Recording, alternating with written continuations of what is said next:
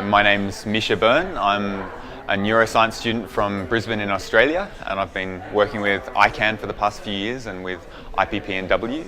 I'm really excited to be here in New York for the NPT because it seems like for the first time in 10 years we've got a US administration that's not actively opposed to nuclear disarmament, and there's kind of a building campaign in France, and there's lots of good signs around the world that we're actually starting to get somewhere. And over the past couple of years I've been more and more influenced by a couple of role models who've been telling me that done is better than perfect, and better that someone do nothing than no one does anything. So decided to put aside my feelings of incompetence and do my bit to try and make the world a better place. Just after I finished high school, when I was living in China, in Beijing, IPP&W had their International Congress in Beijing that year, and I got persuaded to come along by my mum, who was there. And I met all these awesome med students who were intelligent and socially aware, and somehow managed to study really, really hard and pass really hard exams, but also campaign for nuclear disarmament. And I increasingly realized what an important issue it was. But more than that, I kind of wanted to be like them. And so I decided that it was important to get involved.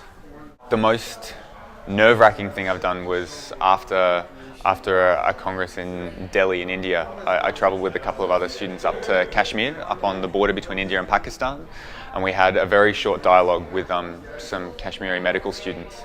I think it was the three of us up on a stage with about 200 or 300 Kashmiri students all there to listen and hear what we had to say, but also we were there to talk with them about their views on disarmament, and to hear them talking about the same kind of issues of security and concerns about international policy balanced against a really practical need for resources and funding to do the jobs that they wanted to do, which was to help keep people alive and make them better. It just kept reinforcing for me the real separation between, this idea of military security and the reality of what we actually need for security and health and happiness, which is health and education and infrastructure. So yeah, I've done a lot of that kind of work. I'm looking forward, very soon we're going to be running a bike tour where we're riding bicycles from, where are we going from? We're riding bicycles from Germany through up into Switzerland, hopefully around the Alps rather than over the Alps, because not the fittest person. But we're going to be passing through some major cities along the way, and there'll be about 40 students from around the world, and we're going to be engaging with the public in all those cities, trying to increase awareness of the nuclear umbrella and all of those important issues, and the fact that it's not just an issue for nuclear weapons countries, but also for a lot of other countries around the world. This is my first NPT. I wasn't that active 5 years ago, but I think even so I would have been a bit scared of coming to something that seems as big as the NPT.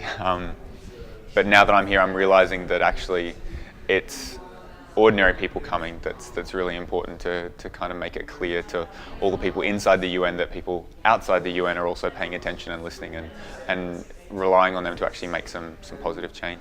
It's actually not that hard to get active and get involved, and the single biggest obstacle is, well, at least for me, was my own reluctance and my feeling that I don't have anything to contribute, whereas the reality is that we all do, so get involved, do it, it's good.